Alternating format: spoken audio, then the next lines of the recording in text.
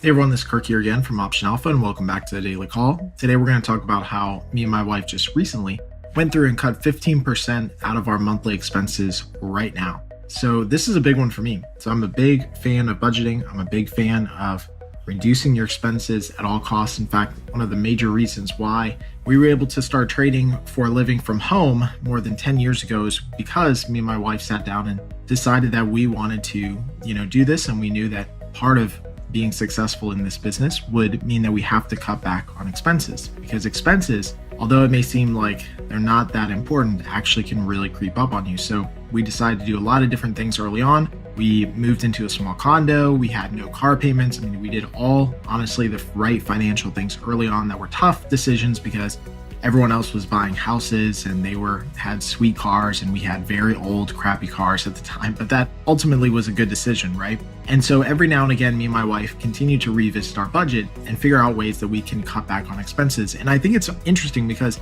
no matter what we do, it seems like at all times, things just creep up on you. And I think that's just life. I think, you go through life, you have kids, and you start, shopping for groceries, and you have utilities and all these little things, and you don't really understand how much things just slowly creep up in price. But I'm a student of this game and I track everything religiously. Me and my wife do, massive spreadsheets for our budgets and everything. And we recently went through and cut about 15% out of our monthly expenses.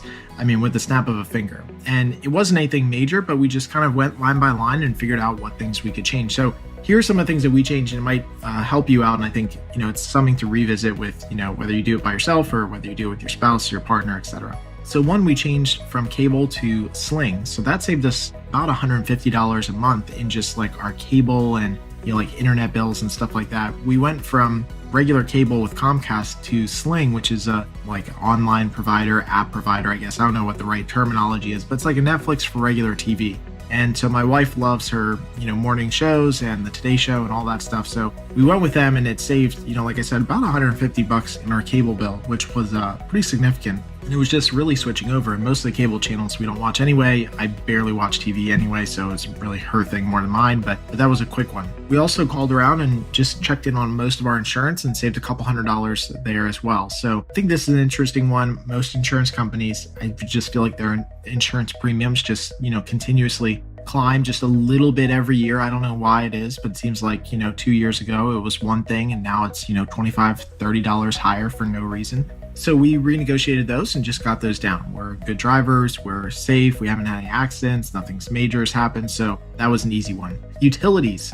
So where we live in Pennsylvania, we have natural gas as our heat source. And what most people don't know is that you can actually choose, even though you have a natural gas company that actually sources the gas to your house, you can actually choose who the provider of natural gas is. And so again, most people don't actually go through and check this, but that's a really small difference that we can just, choose which provider provides natural gas. And we chose somebody who provides at a little bit cheaper, rate than some of the other companies that we have been just, I guess, defaulted to using. And so that saved, $50 or so, maybe a month over the next year or so. The other thing that we've done is we started shopping at different grocery stores. So we've been really, really cognizant of the cost of groceries. Now that we have 3 kids, I think that's like more creeping up, and we have a boy now. So the kid's just eating a lot, obviously.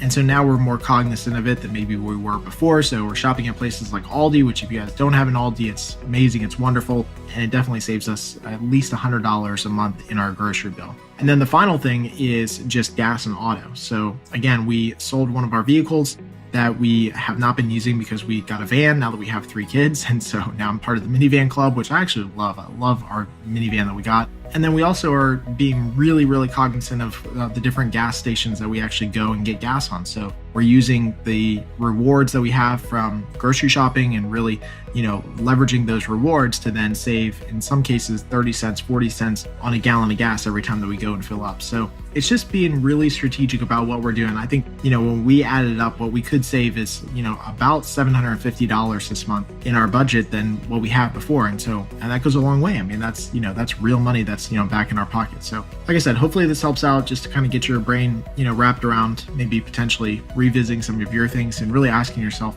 either A, if you need it, or B, if you can, cut the expense or reduce it. As always, hopefully this helps out. If you guys have any questions, let me know. Until next time, happy trading.